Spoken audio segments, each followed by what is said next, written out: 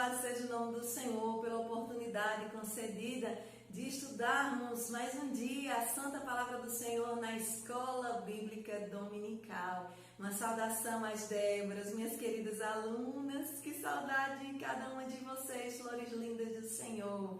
Um abraço saudoso também aos amados irmãos da classe Melquisedeque, os nossos irmãos. Hoje estamos juntos na classe dos adultos, estudando a Santa Palavra do Senhor. Agora com uma nova metodologia através das videoaulas, mas não importa o método, importa quem se utiliza do método. E quem o utiliza é o Deus Todo-Poderoso. Então, com certeza, haverá edificação e vitória para as nossas vidas com esta nova metodologia também, porque é Deus quem a utiliza. Então, amados, vamos falar sobre eleição e predestinação. É a lição de número 3 desta revista maravilhosa, A Igreja Eleita, redimida pelo sangue de Cristo e selada com o Espírito Santo da promessa. A lição hoje é de número 3 e nós vamos aqui para o texto áureo. Efésios capítulo 1, versículo 4 e 5 diz assim: como também nos elegeu nele, em Cristo, antes da fundação do mundo, para que fôssemos santos e irrepreensíveis diante dele em amor, e nos predestinou para filhos de adoção por Jesus Cristo, para si mesmo,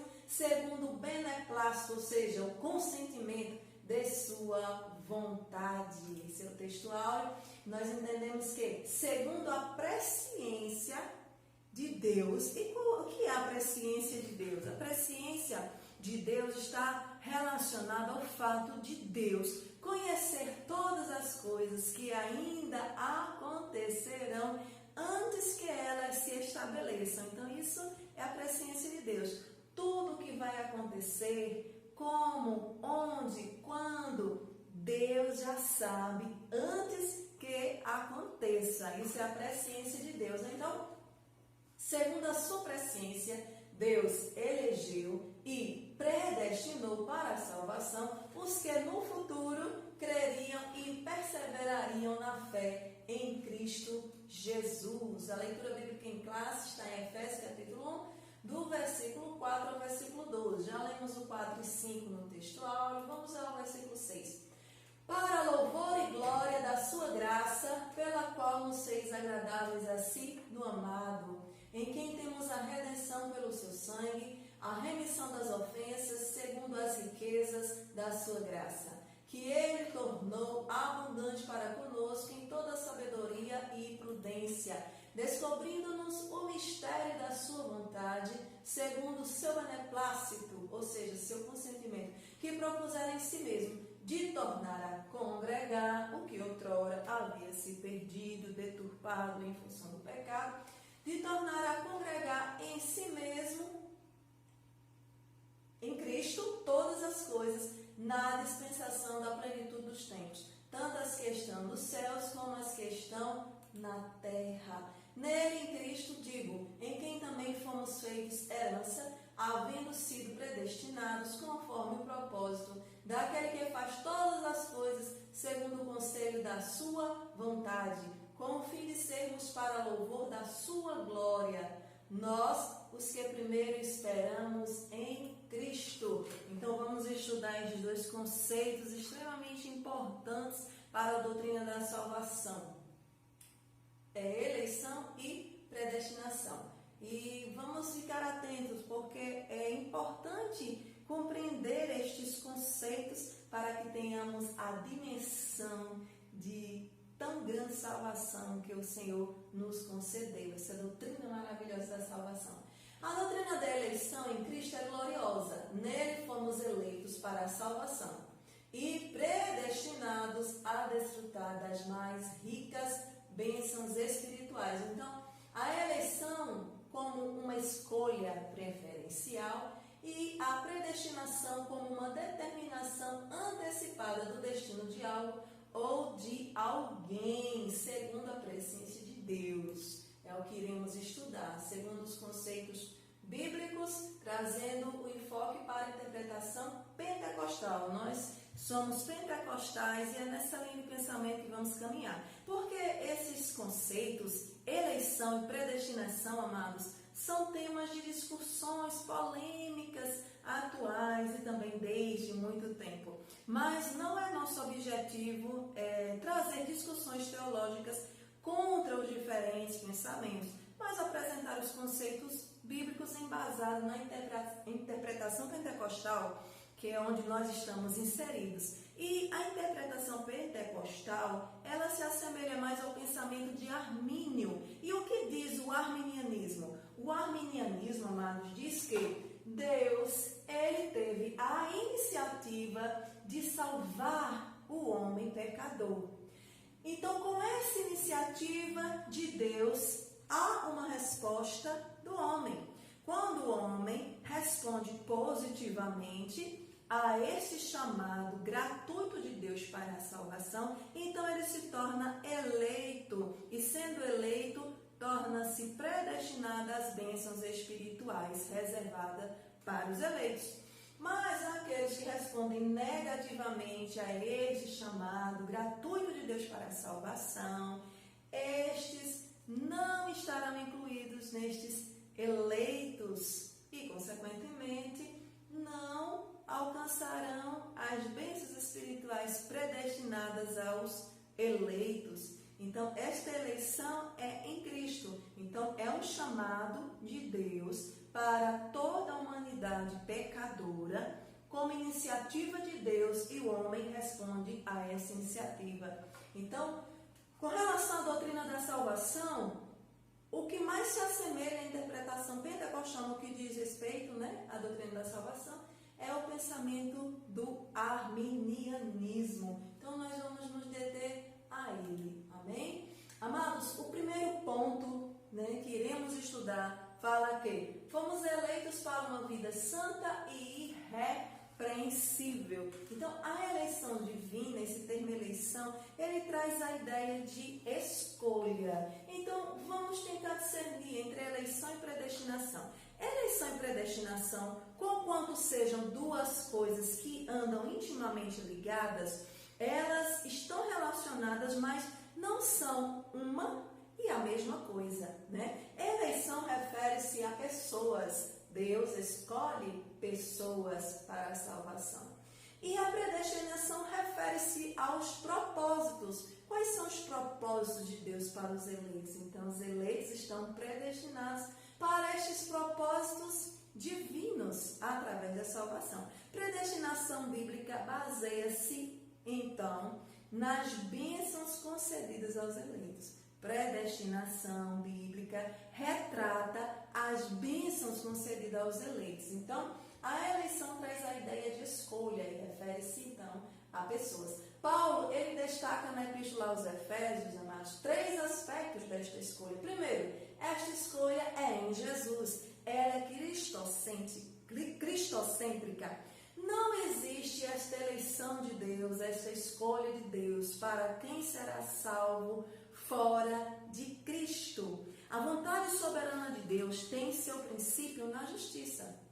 Então, a escolha dos crentes, dos eleitos, é feita segundo a obra expiatória de Cristo Jesus, o Filho de Deus, que cumpriu a justiça exigida para dar oportunidade de salvação a todos quantos o aceitarem como Salvador e Senhor. Então, esta escolha se dá em Cristo. É em Cristo, através do sacrifício de Cristo, da fé e do arrependimento em Cristo, que alguém pode ser dito como eleito para a salvação.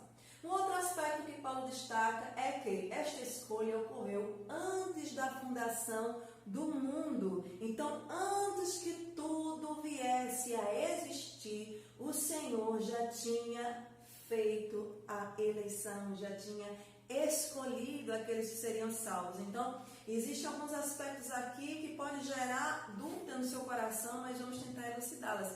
Se porventura você tem a dúvida neste momento, então Deus, ele já sabia que o homem ia pecar, que o homem ia cair, que havia necessidade de salvação. Deus, ele conhece, sabe o que vai acontecer na sua presciência em todo o decorrer da história. Então, desde antes da criação até o fim de todas as coisas, até a consumação dos séculos, até a plenitude dos tempos e por toda a eternidade, o Senhor sabe de tudo o que acontecerá. Então, antes da fundação do mundo, o Senhor já sabia quem seriam os eleitos. O ato de escolher-nos antes de todas as coisas retrata, revela a presciência de Deus, o conhecimento antecipado de Deus a respeito das coisas.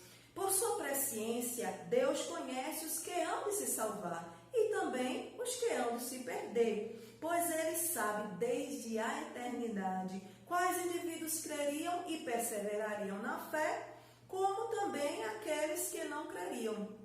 Então, Deus elegeu desta maneira, já sabendo quem no futuro creria e quem perseveraria na fé. Logo, você não é salvo porque é eleito. Você é eleito porque foi salvo em Cristo Jesus. Então, desta maneira, compreendemos bem a respeito deste conceito de eleição antes da fundação do mundo. E aí você pode perguntar, pensar, não está restrito a alguns, é para todos. Sim, correto. A salvação, a eleição não é para alguns, ela é para todos, é o chamamento universal, uma expiação de Cristo ilimitada, para todo aquele que nele crê.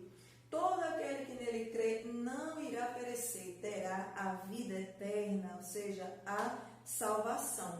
Então, amados, isso aqui foi antes da fundação do mundo, esta escolha de Deus, a eleição de Deus para a salvação. Qual a finalidade desta eleição divina? Sermos santos e irrepreensíveis diante de Deus. Vamos tratar a respeito desse aspecto, desta finalidade da eleição, um pouco mais à frente. Vamos ver primeiro as condições da eleição. A eleição para a salvação em Cristo é oferecida a todos, Os eleitos são constituídos não por um decreto absoluto, mas por aceitação das condições do chamado de Deus. Então, não existe um decreto absoluto, estes serão salvos e estes não. Não existe esse decreto absoluto. O que existe é a oportunidade, a possibilidade de salvação. Alguns aceitam, são eleitos e predestinados. Outros não aceitam, rejeitam, então não são salvos e nem predestinados à salvação. Ok? Então, amados, vamos aqui um pouquinho mais adiante. A eleição é uma realidade para cada pessoa de acordo com seu prévio arrependimento e fé. Fomos eleitos por iniciativa de Deus por causa da graciosa obra de Cristo e não pelas nossas obras. Efésios capítulo 2, versículo 8 e 9 diz assim: pois vocês são salvos pela graça, por meio da fé. E isto não vem de vós, é dom de Deus, não por obras para que ninguém se glorie. Então, a salvação é pela graça, Não é pelas obras, não é pelo mérito humano, Mas é pela graça de Deus que escolheu nos salvar. Então, amados, nós vemos aí que esta salvação é para todos. Também em 1 Timóteo, nós vemos aí que o Senhor expressa também, na palavra, que em 1 Timóteo, capítulo 2, versículo 4 a 6, o Senhor deseja que todos os homens sejam salvos e cheguem ao conhecimento da verdade, pois há um só Deus e um só mediador entre Deus e os homens, Jesus Cristo, o homem, o qual se entregou a si mesmo como resgate por todos. Este foi o testemunho dado em seu próprio tempo. Então, vemos aí que a salvação é para todos, vemos aí que isso se estende pela graça de Deus, não por obras. Vemos aí que só por intermédio de Cristo não há outro caminho. Louvado seja o nome do Senhor. Então, vamos ver aqui a finalidade desta eleição. É que sejamos santos e irrepreensíveis diante de Deus. O termo do grego, que é a língua de origem, dos escritos do Novo Testamento, nós entendemos que O termo utilizado para santo é ágios. Ágios quer dizer separado do pecado. Então, o Senhor nosso Deus, ele diz: sede santos como o Senhor vosso Deus é santo. Santo em quê? Em toda alma, corpo e espírito. Esta santificação ela é completa, interna e externa. Isso reflete aquilo que Deus é na sua essência. Fala também que devemos ser repreensíveis, sem defeito, inculpáveis. Essa expressão também, esse termo do grego amomos, quer dizer sem defeito e inculpável. Mas era também a expressão usada na antiga aliança, quando se tratava dos animais que seriam oferecidos em sacrifício.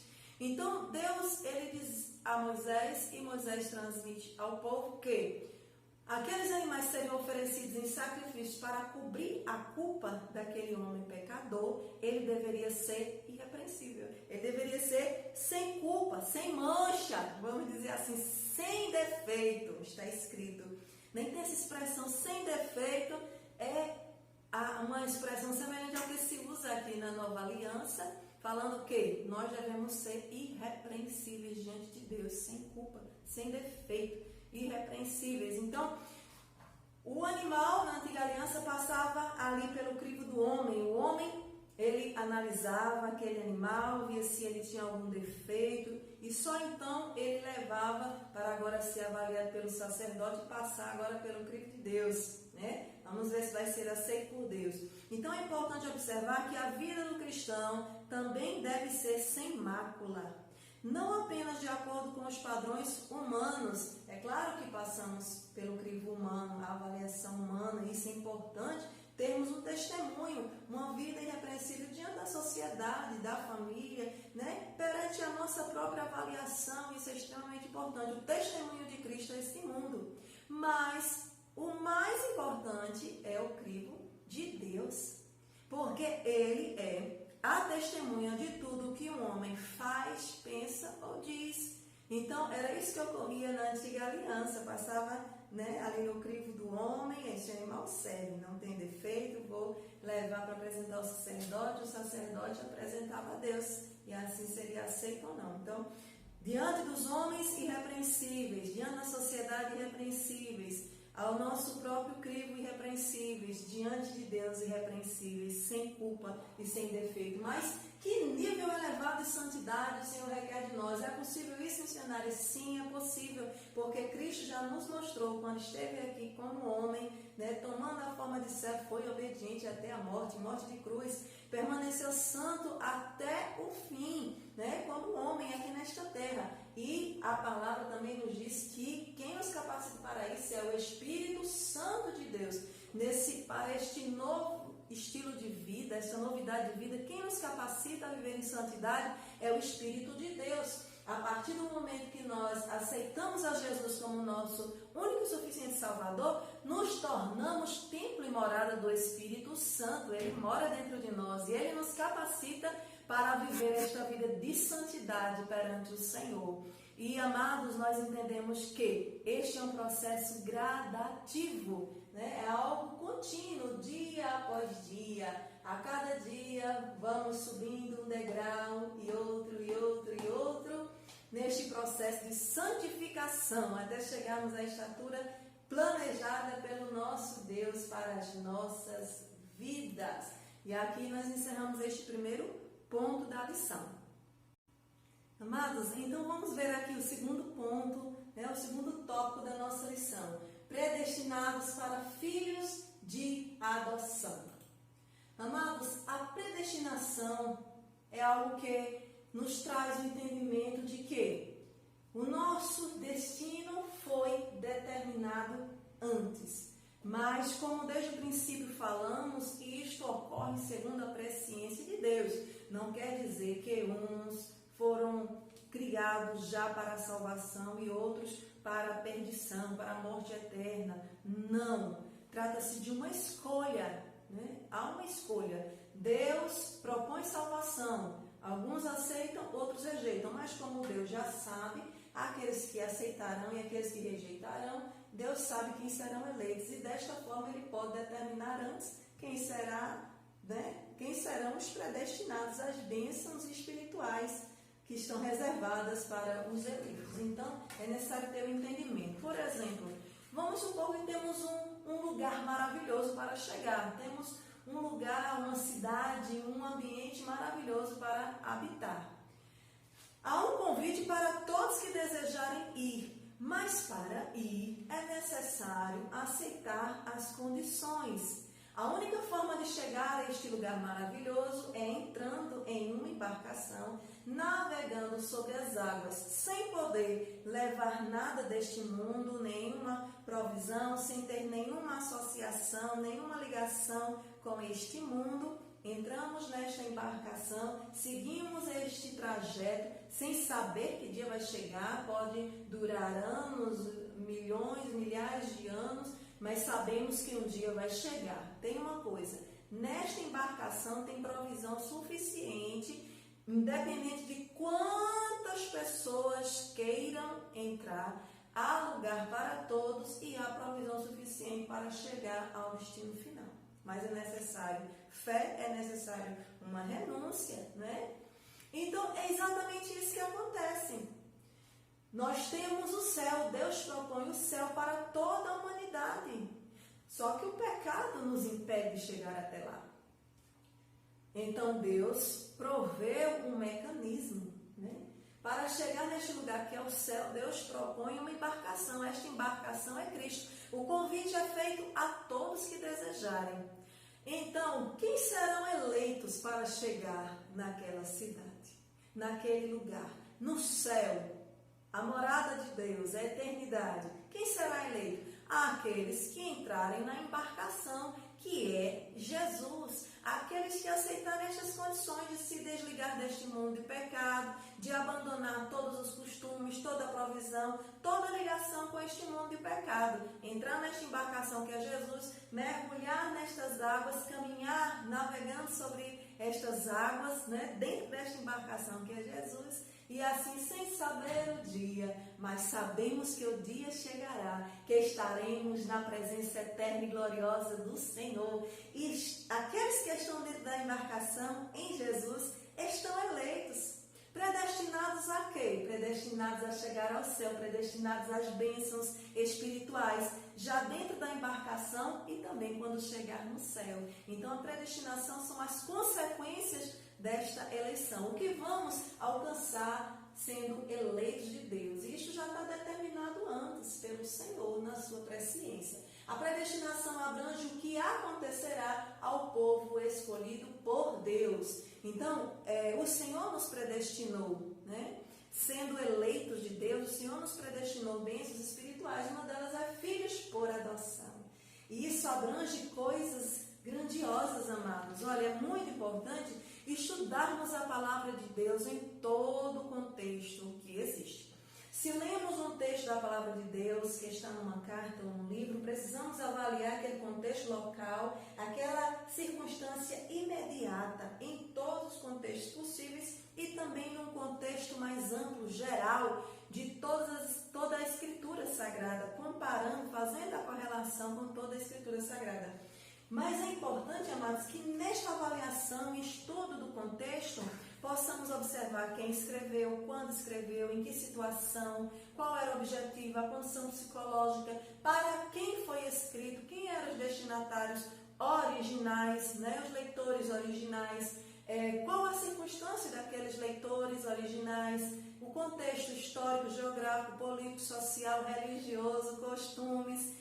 Tudo deve ser levado em consideração para que possamos compreender a mensagem na essência do que Deus deseja transmitir e não forçar o texto a dizer o que ele não diz. Então, conhecendo todo esse contexto, o Senhor nos dá compreensão da mensagem que ele transmitiu para aqueles leitores originais e assim nós tiramos aquele aprendizado para as nossas vidas nos dias atuais. Então, avaliar aquele contexto é importante. A primeira aula falou a respeito disso. Se puder, revise. Assista novamente o vídeo do Diácono Diniz, que fala da primeira lição, né? Que fala aspectos gerais da Epístola aos Efésios, do contexto, que você vai ter uma compreensão muito boa de cada estudo que você for fazer daqui por diante. Então, um aspecto interessante é que Paulo tinha dupla cidadania, ele era judeu e também romano. E nessa dupla cidadania, ele conhecia a cultura, né, e a vivência daquele povo, tanto o povo judeu como o povo romano. Então, entre os judeus não tinha esse costume, amados, dos filhos adotivos, mas entre os romanos isso era comum e entre os gregos também. Mas Paulo, ele observa aquele contexto romano e o Espírito de Deus inspira Paulo a observar aquele contexto de adoção e usar este termo, extrair este termo da cultura romana para dizer como Deus vê a cada um de nós como filhos adotivos. Então, compreender a visão daquele povo romano para filhos adotivos nos traz a compreensão da visão de Deus para nós como filhos de adoção. E aí este termo, filhos por adoção, ele toma uma dimensão amorosa, grandiosa e espetacular, que fala sobre todo o plano da salvação, né, e as consequências daqueles que foram predestinados, ok? Então vamos ver aqui, o filho adotivo, ele ganhava nova família, passava a usar o nome do novo pai e herdava seus bens. Essa adoção apagava o passado e iniciava uma nova relação. A pessoa adotada desfrutava na nova família de todos os direitos de um filho legítimo, perdia todo o direito em sua família anterior. Perante a lei, era uma nova pessoa, era tão nova que até as dívidas e obrigações relacionadas com sua família anterior ficavam canceladas ou abolidas, como se jamais tivessem existido. Sob a lei romana, os filhos adotivos tinham os mesmos direitos e privilégios dos filhos biológicos, mesmo que tivessem sido escravos. Os filhos adotados tornavam-se herdeiros plenos em suas novas famílias. Então, Paulo usou este termo, filhos por adoção, para nos trazer, amados, nos mostrar a força e a permanência do relacionamento dos crentes como filhos adotivos com Deus. O Senhor nos deu uma nova família. Ele diz que nós somos seus filhos. Ele diz, todo aquele que nele crê não pereça, tem a vida eterna. Todos aqueles que receberam o seu Filho, deu-lhes o poder de serem feitos também filhos de Deus. Todos aqueles que receberam Jesus são feitos filhos de Deus, fazemos parte da família de Deus. Assim nós herdamos os bens do nosso Pai. Somos herdeiros de Deus das bênçãos espirituais, das bênçãos reservadas para os eleitos, para os filhos. Somos, amados, possuidores de um novo nome, o nome do Pai, o nome de Cristo e um novo nome para nós. Louvado seja o nome do Senhor. Tudo isso estava na cultura de adoção romana. Então, todo o passado é apagado, se inicia uma nova relação com Deus. É extraordinário, amados, entender que nessa nova família todos os direitos de um filho legítimo são nossos. A herança de Deus, que é do Filho legítimo, Jesus Cristo, agora também é nossa. Somos herdeiros como filhos legítimos, sendo adotados por Deus. Então, somos herdeiros de Deus e co-herdeiros com Cristo. Ou seja, aquilo que Cristo herda como filho legítimo de Deus, nós herdamos como co-herdeiros de Cristo. Nós somos herdeiros em conjunto, em parceria com Cristo. Então, as bênçãos de Deus sobre a vida de Cristo, tanto nesta terra, como no reino vindouro, no céu, na nova vida, na nova terra, serão assim, amados. Glória seja dada ao nome do Senhor. Agora tem uma coisa, a nossa ligação agora é com a família de Deus, não é mais com a família do mundo. Eu não falo de questões biológicas, estou falando de questões espirituais, porque antes estávamos na família do mundo, do pecado, que jaz no maligno, que está morto em ofensas e pecados, em delitos, que está na escravidão do pecado e da morte. Não temos mais nada com este mundo. O que existe neste mundo não nos interessa mais, porque agora nós somos da família de Deus, como filhos adotivos. Que coisa maravilhosa! Todas as nossas dívidas foram canceladas, abolidas, e uma nova história se inicia. Amados, mesmo que fossem escravos, eram tornados filhos, herdeiros plenos de suas novas famílias. E é assim, éramos escravos, amados. Éramos escravos e o Senhor nos deu esta graciosa bênção através dessa predestinação como eleitos, filhos por adoção. Louvado seja o nome do Senhor, que coisa grandiosa. Sermos filhos por adoção. Nunca mais eu verei este termo, filho por adoção, da mesma forma. Que profundidade ganha este termo para nós. É assim que Deus nos vê. E isso faz parte da doutrina da salvação, que nós conhecemos e estamos inseridos nela para a glória de Deus. Louvado seja o nome do Senhor. Então foi agradável a Deus inserir no plano da salvação a adoção de eleitos. O amor foi o que moveu o Pai a nos adotar. Deus predestinou as bênçãos de um novo nome, já falamos sobre isso, de uma nova imagem, a imagem de Cristo aos eleitos, porque pelo pecado, esta imagem de Deus em nós, ela foi desfigurada por causa do pecado, mas em Cristo ela é restabelecida, glória a Deus. Deus concede a redenção, ou seja, a libertação de todo e qualquer tipo de escravidão. Deus concede a remissão de pecados. O que é remissão? Remissão é o ato de perdoar. O verbo perdoar quer dizer levar embora. Cristo morreu para levar nossos pecados embora, a fim de que nunca mais sejam vistos para a glória do Senhor. Esse termo remissão também fala do ato de remir. E remir, né, algo que vem da antiga aliança, você encontra isso quando estuda sobre a lei do resgate, né? Remir, né? Quando alguém perdia alguma coisa, haveria um tempo oportuno para ela ter de volta, comprar de volta, pagar o resgate. Foi isso que Jesus fez por nós, foi isso que Deus fez por nós através de Jesus, aleluia. Ele nos comprou de volta, Ele pagou o resgate, glória a Deus por isso. Isso é privilégio da adoção, irmãos. Restabelece a comunhão com o pecador, o direito de ter intimidade com o Pai.